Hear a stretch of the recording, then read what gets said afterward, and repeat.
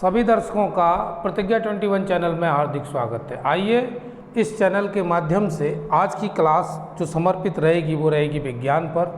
Class 10th का जो first chapter है उसके कुछ प्रश्नों अभ्यास प्रश्नों की चर्चा हुई, जिसमें लगभग 5 प्रश्नों के उत्तर हमने समझे।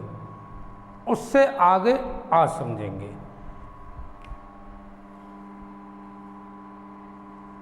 कक्षा 10 और विषय हमारा अविज्ञान और चैप्टर फर्स्ट के प्रश्नों को हल कर रहे हैं, जिसमें हम 5 प्रश्नों के उत्तर समझे। हाँ जी, दूसरा प्रश्न ये है कि जो क्वेश्चन नंबर 2 था लास्ट क्लास में, जिसमें हमने गलती की और उसको सुधार रहे हैं। 2Fe2O3 plus Al twice Al is equal to Al2O3 plus twice Fe पूछा गया था। सेकंड क्वेश्चन था कि ऑप्शन में ये किस प्रकार की अभिक्रिया है, तो इसका आंसर है विस्थापन अभिक्रिया।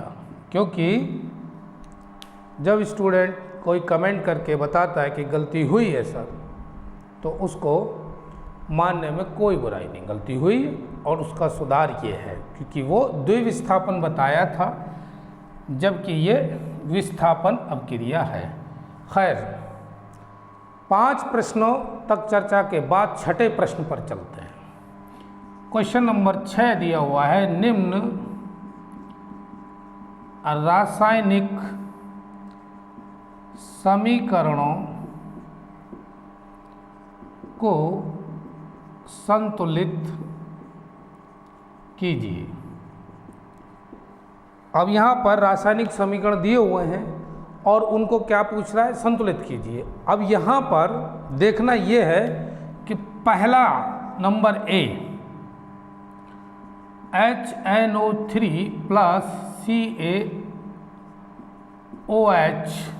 का whole twice is equal to CaNO3 का होल ट्वाइस प्लस H2O, ये दिया हुआ है और कह रहा है भाई इसको संतुलित कर दीजिए। अब इसमें करना क्या है कि दोनों साइड के परमाणुओं को देख लो। यहाँ H के कितने हैं, ये 1 और 2, ये रहे 3, इधर कितने हैं 2। अब यहाँ समस्या क्या आ रही है, क्योंकि 2 यहाँ है 3 इधर है, तो इसका मतलब बैलेंस नहीं है, इसको बैलेंस करना है। किसमें किसका गुणा करना है, ट्वाइस HNO3 प्लस CaOH का whole twice is equal to CaNO3 का होल ट्वाइस प्लस 2H2O। अब लगा लो हिसाब, H के 2 ईयर है और 2 ईयर है, कितने हो गए 4। यहाँ पर 2 दूनी 4 बराबर हो गया भाई H के परमाणु यानी हाइड्रोजन के। नाइट्रोजन से मिल लो, नाइट्रोजन के कितने हैं 2, यहाँ पर भी 2 हो गए, सब बराबर हो गया। ऑक्सीजन के कितने हैं यहाँ पर 6, 3 दूनी 6 और 2 एकम 2, 6 और 2 होते हैं 8। इधर चेक करो, 3 दूनी 6 और 1 दूनी 2 यानी 6 और 2 8, बैलेंस हो गया। ये हो गई संतुलित भाई। अब दूसरा जो बी है, सवाल नंबर 6 का बी पोर्शन यानी बी पार्ट, वो क्या कहता है, इसको भी देखेंगे। NaOH plus H2SO4 is equal to Na2SO4 plus H2O। इस रासायनिक समीकरण में अगर गलती है परमाणु कम या ज़्यादा तो उनको बैलेंस करना है। यहाँ पर देखो सोडियम है, यहाँ 2 है Na2, यहाँ 1 ही है, यहीं से मामला गड़बड़ है। दूसरा SO4 अब यहाँ पर पहले हमें इसको करना है सोडियम को, तो कैसे करेंगे भैया, इसको देखो 2NaOH plus H2SO4 Na2SO4 plus twice H2O। हिसाब लगा लो, ये हो गए 2 सोडियम के, इधर भी हो गए 2। अब ऑक्सीजन का हिसाब लगाओ, यहाँ पर हो गए 2, ये 4 6, यहाँ 4 और 2 6। ऑक्सीजन भी क्लियर, हाइड्रोजन से मिल लो। हाइड्रोजन के कितने 2 और 2 4, इधर कितने 2 दूनी 4, हिसाब बराबर, यह भी बैलेंस हो गया। अब तीसरा लेते हैं सी दिया हुआ है NaCl sodium chloride AgNO3 AgCl plus NaNO3। अब इस तरफ भी नज़र दौड़ाइए, बाईं ओर और दाईं ओर जब देखेंगे तो यहाँ पर क्या फ़र्क पड़ रहा है, Na यहाँ भी बराबर है, Cl भी बराबर है, Ag भी बराबर है, NO3। अब इसे क्या करना है, ये तो बैलेंस है, इसका तो कोई कुछ कर ही नहीं सकते क्योंकि दोनों तरफ के परमाणु क्लियर है, ठीक है ना। तो ये तो ऑलरेडी बैलेंस दी हुई है। अब बात करेंगे इसका डी पार्ट, ये क्या कह रहा है भाई, BaCl2 plus H2SO4 is equal to BaSO4 plus HCl। यहाँ देख लो भाई हिसाब लगा के, बैरियम ये रहा एक ही हो गया, Cl2 और यहाँ Cl एक ही है, तो अंतर आ गया तो हिसाब गड़बड़ है। अब इसी गड़बड़ को सीधा करना है, BaCl2 plus H2SO4 is equal to BaSO4 plus twice HCl। देखो क्लोरीन के यहाँ पर भी 2 एटम हो गए परमाणु, और यहाँ बैरियम बराबर ही है, हाइड्रोजन के कितने 2, यह भी 2 हो गए, SO4 यूँ का त्यों उठा के इधर आ गया, यह भी क्लियर हो गया। यानी चारों जो रासायनिक समीकरण दिए हुए हैं उनको संतुलित करने की बात कही गई थी, वो बिल्कुल आपने समझ लिया होगा क्योंकि दोनों तरफ के परमाणुओं को बराबर करना होता है। अब चलिए सवाल नंबर 7 की तरफ। 7 नंबर का जो क्वेश्चन है उसको भी देखते हैं। क्वेश्चन नंबर 7, निम्न अवक्रियाओं के लिए संतुलित रासायनिक समीकरण लिखिए। पहला क्या है, पहला दिया है calcium hydroxide, plus carbon dioxide.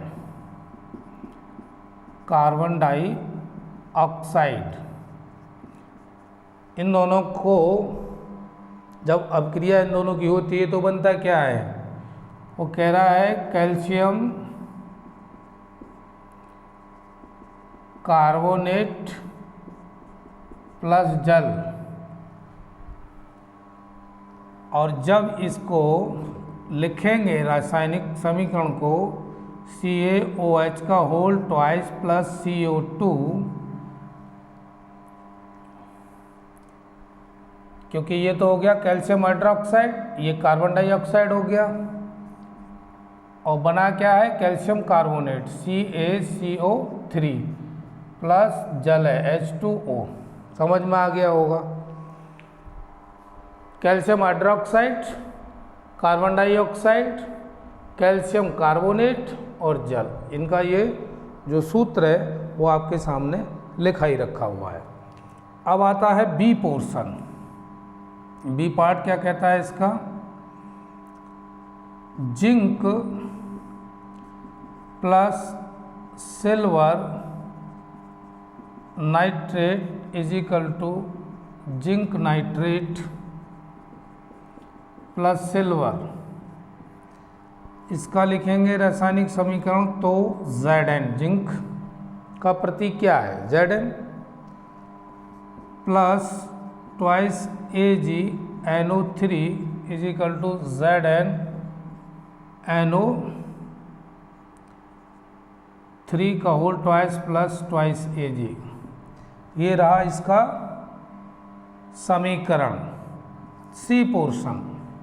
आप चाहे तो चेक कर लें, Zn इधर भी एक है, इधर भी एक है, Ag के 2 हैं, यहाँ भी Ag के 2 हैं। NO3 में चेक करेंगे तो यहाँ पर N के 2, यहाँ भी N के 2, ऑक्सीजन के 6, 3 दूनी 6, ये बराबर हो गया। सी पार्ट क्या कहता है, aluminium plus copper chloride is equal to aluminium chloride plus copper. चलिए भाई इसको भी लिखेंगे, रासायनिक समीकरण इसकी twice Al plus 3CuCl2 is equal to twice AlCl3 plus 3Cu। परमाणु चेक कर लीजिए, दोनों तरफ सेम होंगे। एल्यूमिनियम के कितने हैं, 2, यहाँ भी 2 हैं, कॉपर के 3, ये भी कॉपर के 3, ठीक है। अब रही बात क्लोरीन की, तो 3 दूनी 6 हो गया, यहाँ भी 6 हो गए, दोनों बराबर हैं। साइड बायां पक्ष और दायां पक्ष के जो परमाणु हैं दोनों बराबर हैं, तो कितने हो गए, 3। अब चौथा पोर्शन कौन सा है, डी, उसको भी देखते हैं। डी ये दिया हुआ है barium chloride, barium chloride plus potassium sulphate, दोनों अब क्रिया करके क्या बना रहे हैं, barium sulphate plus potassium chloride, BaCl2 plus K2SO4 is equal to BaSO4 plus twice KCl। अब यहाँ भी चेक कर लीजिए, बैरियम का एक ही है, क्लोरीन के कितने हैं, यहाँ पर 2, यहाँ भी 2 हो गए, SO4 दोनों तरफ ज्यों का त्यों उठा के रख दिया गया है, रिप्लेस हो गया है। तो ये चारों के चारों आपको समझ में आ गए होंगे। अब बात करते हैं सवाल नंबर 8।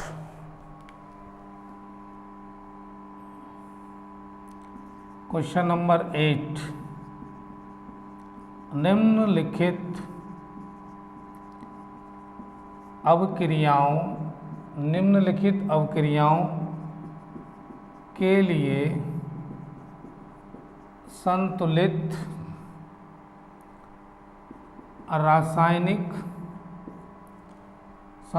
रासायनिक समीकरण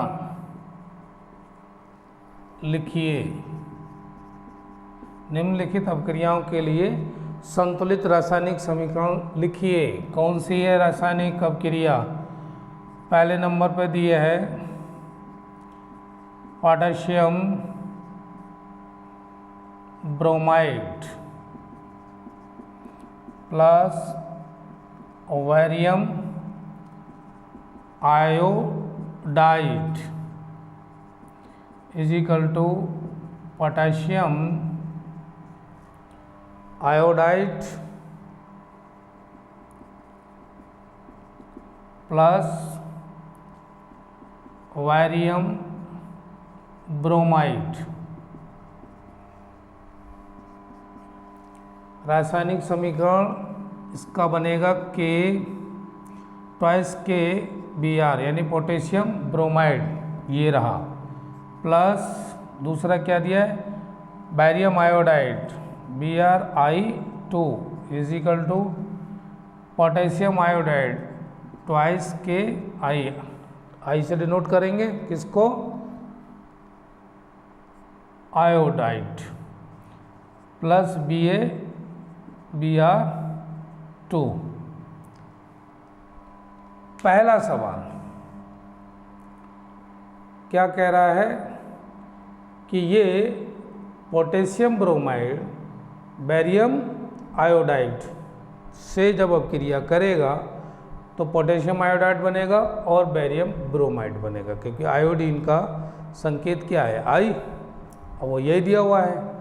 अब पूछ भी रहा है कि ये किस प्रकार की अभिक्रिया है, तो ये है द्विविस्थापन अभिक्रिया, क्योंकि इस सवाल में ये भी पूछा गया था एवं प्रत्येक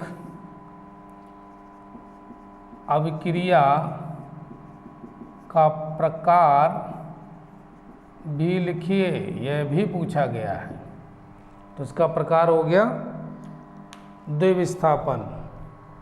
कैसे हुआ, क्योंकि पोटेशियम किससे जुड़ा, आयोडीन से, और ब्रोमीन किससे जुड़ा, आप देख रहे हैं ब्रोमीन किससे जुड़ रहा है, बेरियम से, और बेरियम आयोडाइड का हमने सूत्र ही गलत लिख दिया है। क्या, ये सूत्र था BaI2 बेरियम आयोडाइड, ये बना पोटेशियम आयोडीन से और बेरियम ब्रोमाइड, तभी तो बनेगा बेरियम ब्रोमाइड। तो ये जो यहाँ पर हमने Br लिखा था इसकी जगह होना चाहिए Ba। चलिए भाई, यहाँ तक तो बात समझ में आ गई। अब सवाल नंबर, इसी का पोर्शन नंबर 2 है, वो क्या है, B, zinc carbonate is equal to zinc oxide plus carbon dioxide ZnCO3 क्या बन गया, zinc carbonate, ZnO zinc oxide और CO2, क्योंकि कार्बन डाइऑक्साइड परमाणु अगर चेक करो तो दोनों साइड बराबर होंगे, क्योंकि ऑक्सीजन के 3 है, 2 ये, एक ये, Zn ये है। चूँकि ये टूटा है तो कौन सी होगी अभिक्रिया, वियोजन अभिक्रिया। C portion, hydrogen plus chlorine is equal to hydrogen chloride, H2 plus Cl2 is equal to क्या बन गया, ट्वाइस HCl, और ये कौन सी अभिक्रिया हो गई, संयोजन अभिक्रिया। क्यों, क्योंकि इनमें जुड़ रहे हैं, उसमें टूट के 2 भागों में बट गए थे, और इसमें दिया हुआ है क्या, जुड़ना, ये हाइड्रोजन और क्लोरीन जुड़ के क्या बन गया, ट्वाइस HCl, हाइड्रोजन क्लोराइड। अब D part, magnesium plus hydrochloric अम्ल is equal to magnesium chloride plus hydrogen. लो जी, इसको भी बनाइए। मैग्नीशियम का क्या है संकेत, Mg, ट्वाइस HCl हाइड्रोक्लोरिक अम्ल, और magnesium chloride MgCl2 plus hydrogen. ये कौन सी अभिक्रिया हो गई, विस्थापन अभिक्रिया। ये कौन सी हो गई अभिक्रिया, विस्थापन। एक तत्व हट के दूसरे से जुड़ रहा है, तो ये क्या हुआ, विस्थापन अभिक्रिया। सवाल नंबर 8 का आंसर आपको निश्चित रूप से समझ में आया ही होगा। अब सवाल नंबर 9, ये 9 है क्वेश्चन। वो कहता है ऊष्माक्षेपी एवं ऊष्मा शोषी अभिक्रिया का क्या अर्थ है? उदाहरण दीजिए। उदाहरण दीजिए। चलिए भाई इस प्रश्न का भी उत्तर ढूंढते हैं। ऊष्माक्षेपी अभिक्रिया किसे कहते हैं, इसको समझना है। वे रासायनिक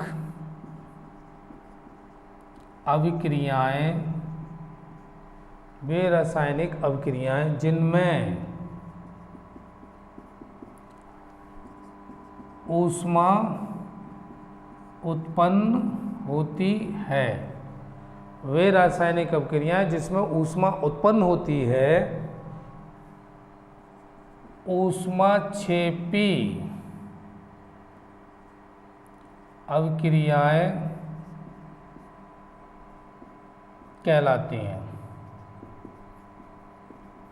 ठीक है भाई, उदाहरण लीजिए। CH4 प्लस ट्वाइस O2, ये हो गया मेथेन, ये ऑक्सीजन, और ये अभिक्रिया करके क्या बना रहा है, कार्बन डाइऑक्साइड H2O प्लस ऊष्मा। ये उदाहरण किसका हो गया, ऊष्माक्षेपी। ऊष्माक्षेपी का मतलब वह रासायनिक अभिक्रियाएं जिसमें क्या है, ऊष्मा उत्पन्न होती है। अब दूसरा दे रहा है वो कि भाई ऊष्मा शोषी अभिक्रिया, ऊष्मा शोषी अभिक्रिया ये क्या होती है, वे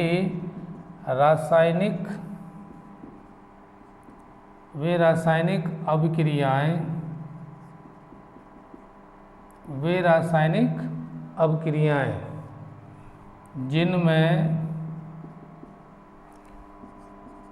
ऊष्मा का अवशोषण होता है। उसमें उत्पन्न हो रहा था, इसमें अवशोषण हो रहा है। किसका, ऊष्मा का। ऊष्मा शोषी अभिक्रियाएं कहलाती हैं।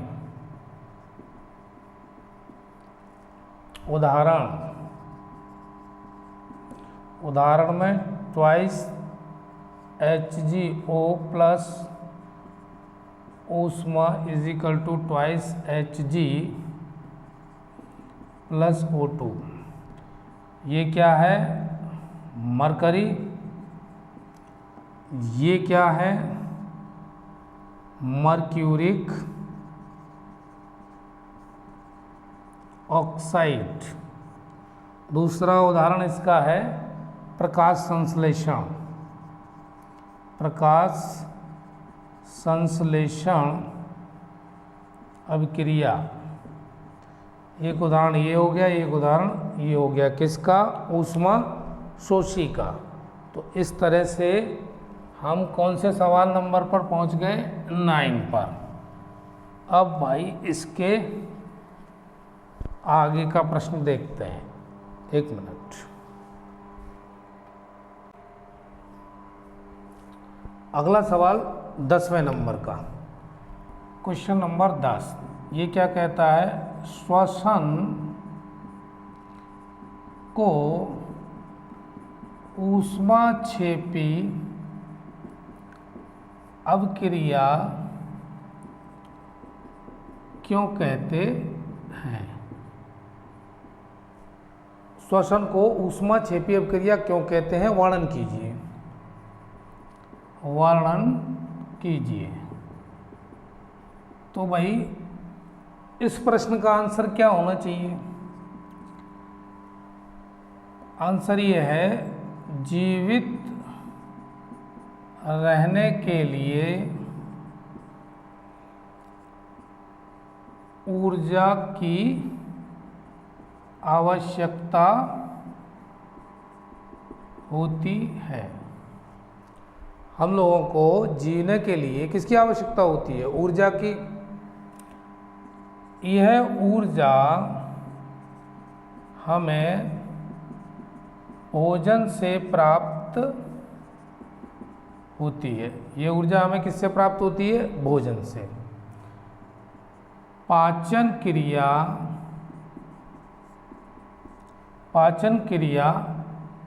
में पाचन क्रिया के समय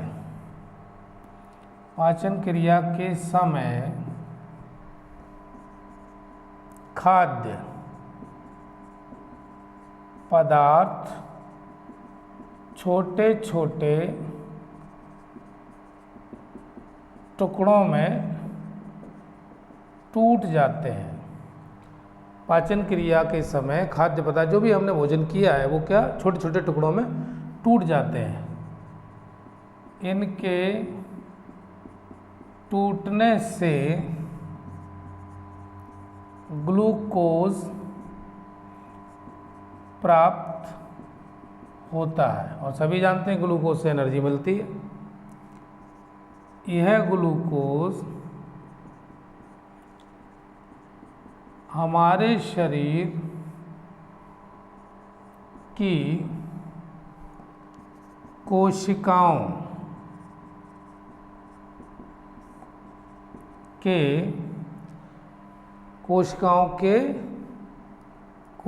में उपस्थित ऑक्सीजन से मिलकर हमें ऊर्जा प्रदान करता है। कौन करता है? ग्लूकोज। जब हम सांस लेते हैं तो ऑक्सीजन कहाँ से आएगी? भाई सांस लेंगे तभी तो आएगी।